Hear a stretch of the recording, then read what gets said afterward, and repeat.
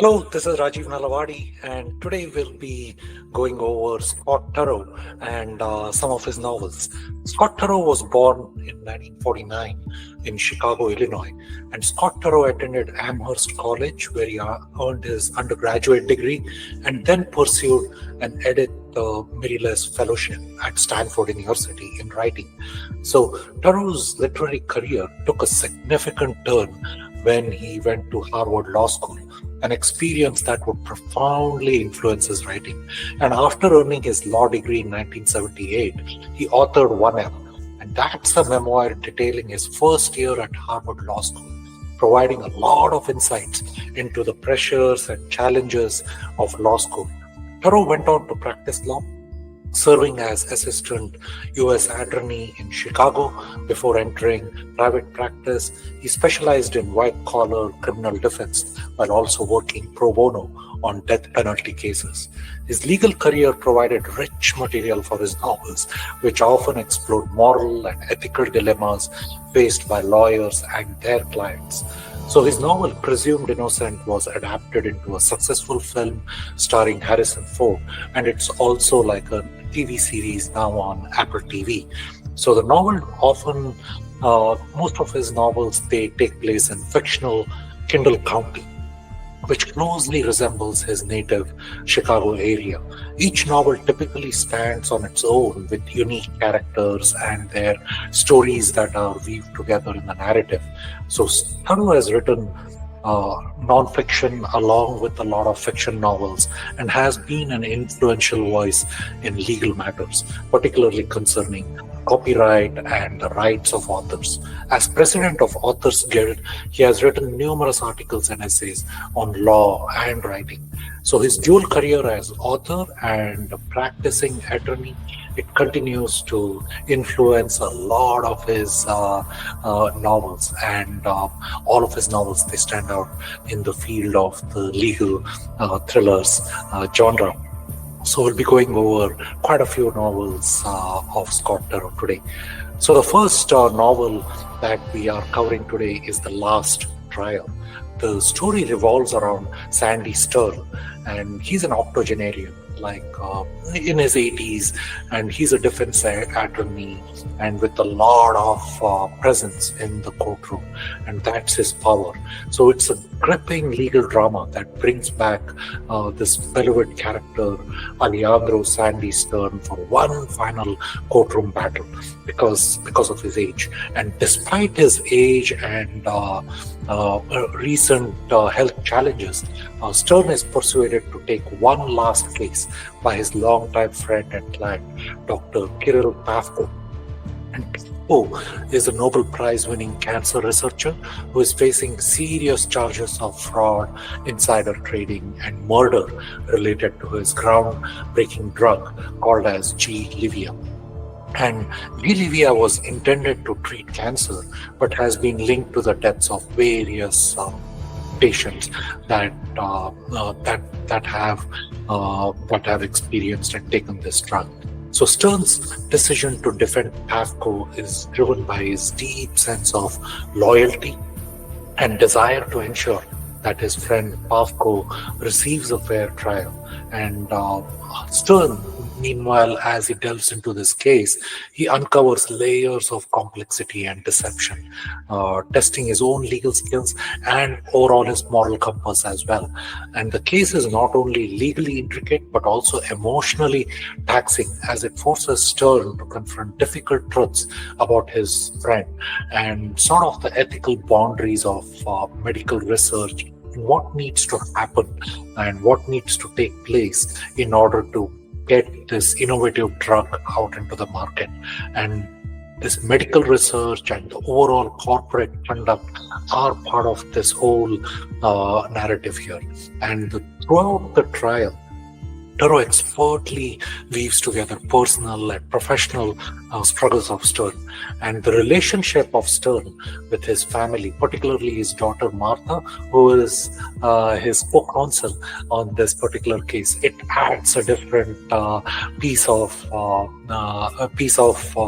interesting details, because now it's a different character, and what are the views of Martha, his daughter, and so on. And this role of Martha as daughter of Stern, it highlights a lot of the generational contrasts and some of the things that have been evolving in the legal practice. Even though Stern has practiced into his 80s, there is the young generation that is coming up, and those are the contrasts that you get to see. And the trial scenes are meticulously detailed, and this is Turow's understanding of the whole legal process and the ability to create tension and drama within the courtroom. That's his signature. I love reading his novels for that, and the way he weaves the narrative within the courtroom, and all these things with respect to even jurors and all that. So as trial progresses, Stern navigates a maze of scientific testimony.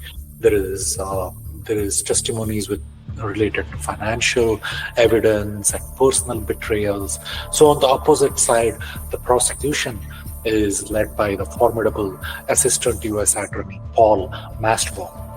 So the prosecution presents a compelling case that paints Pafko as a manipulative and a very greedy figure. And Stern's defense strategy hinges on dismantling the prosecution's narrative and revealing past complexities and uncertainties that exist in the medical innovation and this whole process till it gets the approval. And Stern must reconcile his duty to the client along with his own pursuit of truth.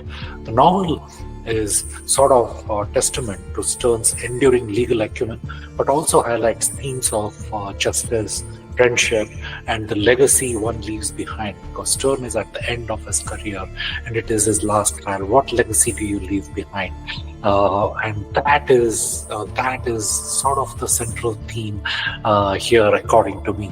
And the novel is a masterful blend of legal intrigue and a character study, offering readers a satisfying and thought-provoking exploration of the human elements that exist within the legal system. It provides sort of a memorable conclusion to Sandy Stern's storied career that we get to see in the other novels. So a very good novel, and I would certainly recommend reading The Last Trial. The next novel we're going over is Pleading Guilty. The main character here is Mac Malloy, an ex-cop, and he's also turned into a mid-level attorney at the law firm of Gage and Griswold, G&G. And the plot kicks off with the disappearance of Mac's law firm partner, Bert Kamen. He's a partner in the G&G, and Bert Kamen is a young and talented lawyer that vanishes along with about $5 million and a little bit more than $5 million from one of the firm's largest clients, the transnational airline. And this is a fund which has been established, sort of an escrow fund established at this legal firm. And this $5 million odd change is the partial amount, and a really very partial amount of this class action lawsuit settlement that needs to happen on behalf of our transnational airline, or TN. And Mac is assigned the most unenviable task of locating Bert. So he has to find out where Bert has gone and also find the trail of this missing money.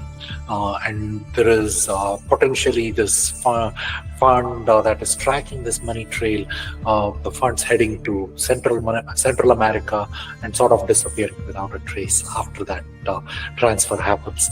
And that's what Mac has to deal with, finding Bert and also where this money went.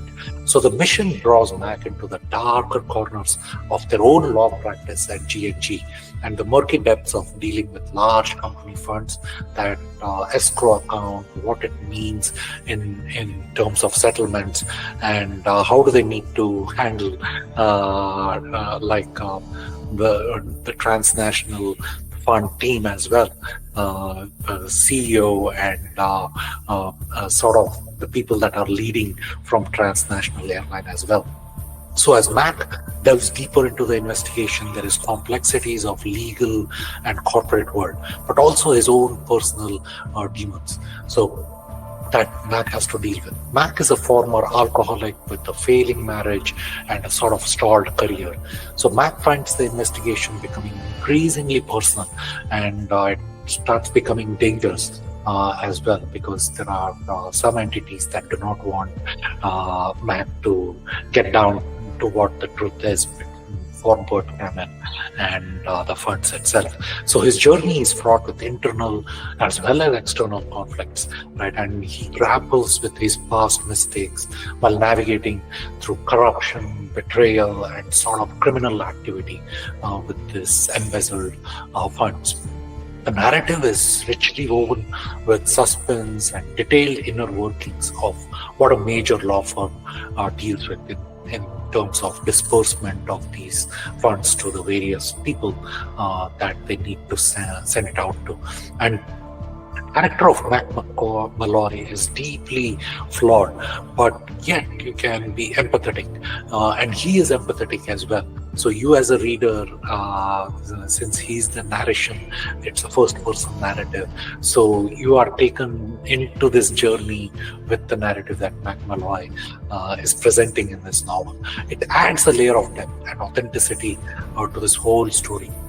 Mac's introspection, and he has a very humorous perspective as well that provides a lot of insight into his struggles with morality, loyalty, and ambition. So he's a very ambiguous character, gray character.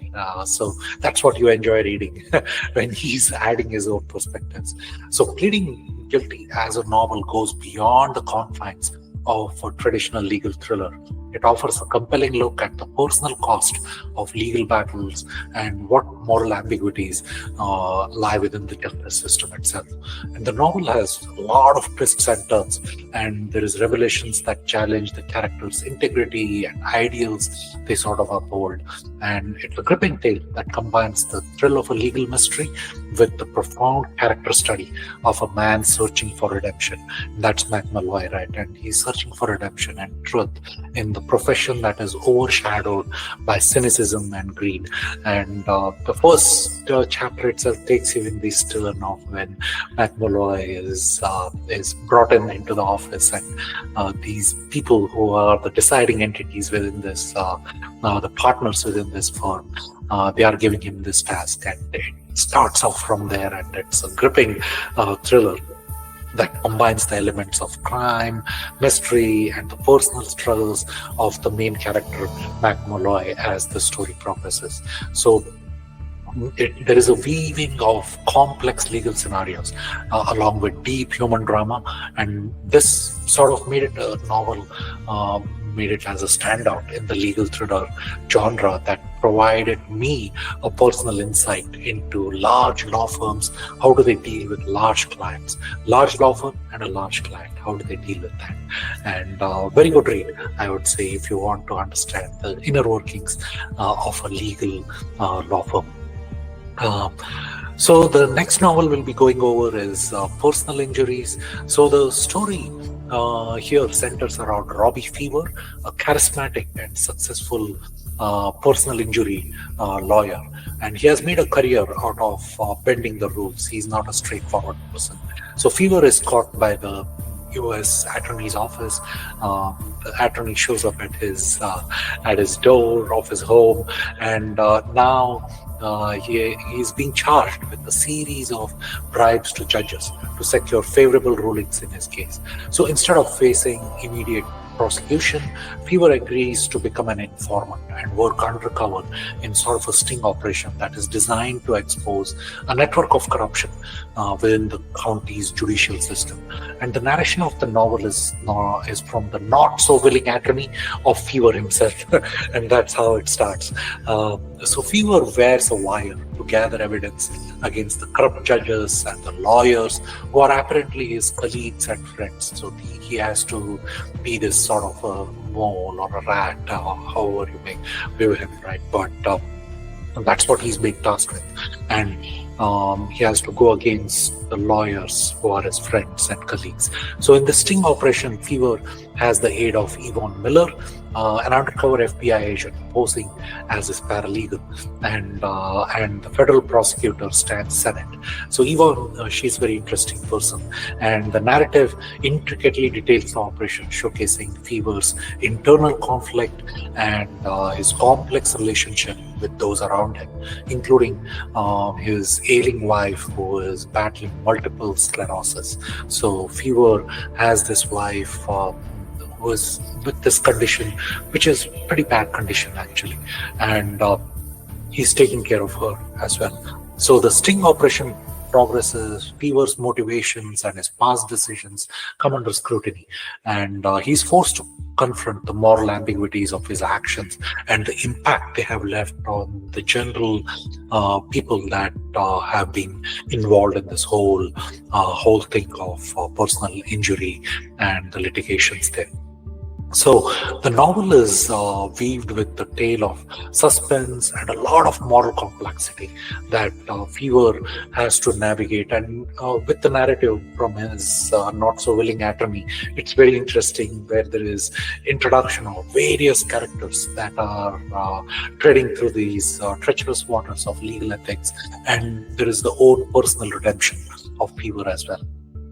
Character development is very rich, exploring themes of loyalty, betrayal, and the quest for justice. So Fever's journey is sort of a legal thriller and a personal drama that is filled, because of his wife, filled with nuanced portrayals of characters involved in this whole sting operation. The FBI, she's a very interesting character in this novel as well.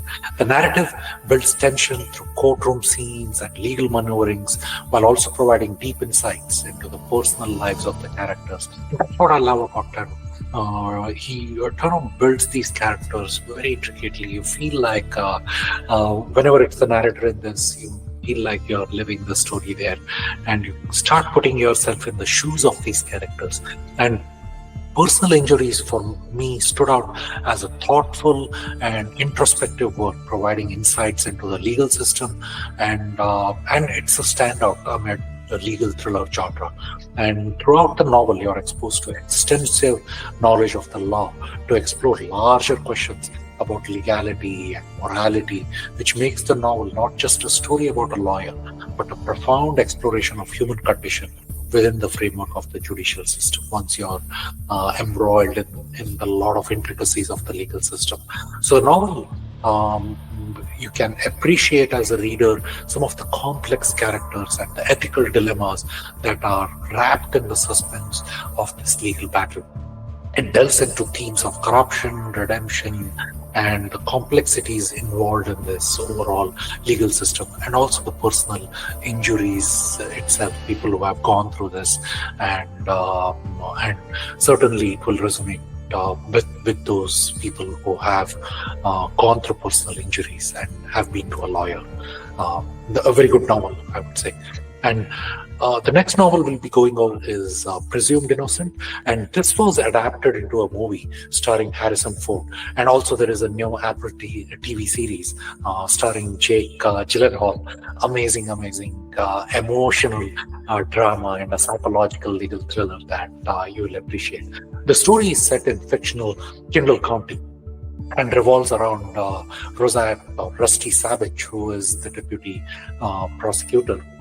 And Carolyn Polymus' dead body is discovered, and she also worked at the prosecutor's office and a colleague of Rusty Savage. And she is found brutally murdered in her apartment. She has suffered extreme blunt force trauma to the head, but no weapon is found at the scene of the crime. So district attorney assigns Rusty to her case, even though she was a colleague at work. Rusty is anxious because he has had a secret affair with Carolyn before her death, and he's afraid the investigation into her death will bring that to the light. So that's why Rusty gets involved, and this is initially right. And Rusty, even though he takes on the case, he's not disclosed about his affair to anyone at the office. And this And this is because he is worried about the impact of public disclosure to his own family, Barbara and his son, Matt. And he's busy with Raymond Horman's campaign for re-election as Kendall County prosecuting attorney. Raymond Horman, meanwhile, is a very ruthless man, and if he isn't re-elected, Rusty fears he will lose his job. So he's handling two things: the re-election campaign for Raymond Horgan, and also trying to investigate this case. And meanwhile, Raymond loses his bid for the chief prosecuting attorney, and now Nico De La Guardia, an ex-employee who Rusty previously fired, Nico and the new prosecutor Tommy Molto, they take the office, and they dig into the evidence of what Rusty is investigating regarding Carolyn, and they find incriminating evidence against Rusty Savage, and then he's charged with Carolyn's murder. So now he has to give up the case, and now Tommy Molto and Nico are now handling the case. The evidence against Rusty, there is a lot of evidence against him.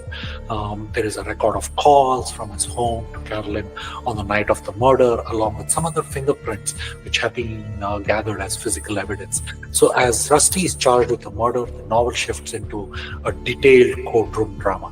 And now Rusty's trial not only is a legal battle, but also a deep personal ordeal that tests his relationships, his professional integrity, and his sense of identity. He has to battle all these things, multiple layers of legal things, as well as layers of things on his personal side as well. The prosecution team of Nico and Molto also harbor a grudge against Rusty. That adds a lot layers of personal conflict to this legal proceeding. And Rusty is represented by Alejandro Sandy Stern, a brilliant defense attorney who becomes a key figure in navigating the complex legal battle and uncovering the hidden aspects of the case. There is some difference in the Apple TV series versus the movie that you will be watching. So the novel actually is followed by the Harrison Ford movie, but the Apple TV series, they have taken some liberty. They have adapted the novel, and then the family is sort of slightly different because there is also a girl in Rusty. Rusty also has a daughter in this Apple TV series, and there is also slight differences you'll see. So watch the Apple TV series in case you don't want to read the novel, and you will find there is a lot of ethical dilemmas related to the legal practice. The novel has intricate plotting. You will be gripped with the mystery and thriller. It has a web of intrigue that keeps the readers guessing until the very end.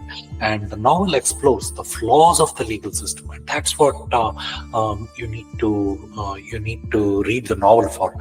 The flaws of the legal system are clearly exposed in there, and the burdens of proof, of what they are and how they get handled, and the destructive power of secrets, and how it deals with personal dramas. Its conclusion sort of reveals the true murderer, but it's a shocking twist you'll find at the very end of the novel. It forces the characters and the readers to reconsider sort of their assumptions about the guilt and the innocence. What you think is not how the story progresses, and who you think is the killer is not really the killer. So that's why Presumed Innocent, right? The title. So it's a thoughtful exploration of the complexities of human behavior, and also the legal bindings within the justice system. It's a awesome legal thriller novel, and also a TV series or the movie if you want to watch. So you have three options there to go follow Presumed Innocent from Scott Turow. The other novel we'll be talking over today is Burden of Proof. The novel is set in the familiar Kendall County. Most of the novels of Scott Turow are set there, and it serves as a sequel to this popular novel, Presumed Innocent. So the story shifts now from Rusty Savage to Alejandro Sandy Stern, who defended Rusty during Presumed Innocent. And he's a very charismatic defense attorney who played sort of the pivotal role in the first novel, defending Rusty in this overall trial with interesting twists and turns. And the narrative begins with a personal tragedy for Sandy Stern. He's on a travel, and now he comes back to the suicide of his wife, Clara. So this event shocks Stern and sets off a series of investigations that follows. And as he tries to understand the reasons behind his wife's sudden decision to end her life, so the quest for answers reveals hidden aspects of Clara's life itself, and including the financial troubles and potentially some of the criminal activities that Sandy had been completely unaware of. And this delves deeper into that drama, but that's not the only theme of the narrative in this novel, right? So the Sandy, although he digs deeper into the mystery surrounding Clara's death, he's also drawn into the legal troubles of his brother-in-law, Dixon Hartnell. And Dixon Hartnell is a charismatic and somewhat reckless owner of a commodity futures brokerage firm. And Dixon becomes embroiled in this major legal battle involving fraud and embezzlement. So Sandy agrees to represent Dixon, and he finds himself at the center of this complex case and the challenges that he faces, both with his professional skills. He's a very talented attorney, but still there is this personal challenge with the loss of his wife that are going to be sort of not hurdles, but they are going to be imposing a huge impact on this particular case, and sort of the ethical boundaries with respect to this commodities, futures, brokerage firm, professional skills, and the ethical boundaries that have to be traversed over in this particular story. So throughout the novel, Sandy navigates the courtroom battles. Of course, he's very good at it, but also the crisis involving his children and his own identity as a widower struggling with the loss of his wife.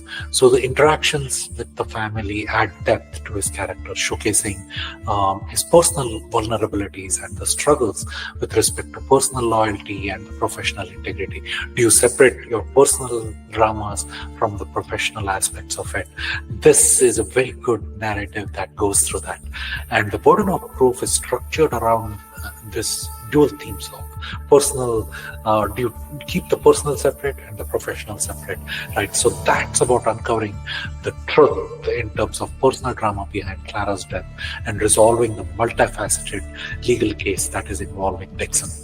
So the novel expertly intertwines Sandy's personal losses and the legal challenges. So it's a richly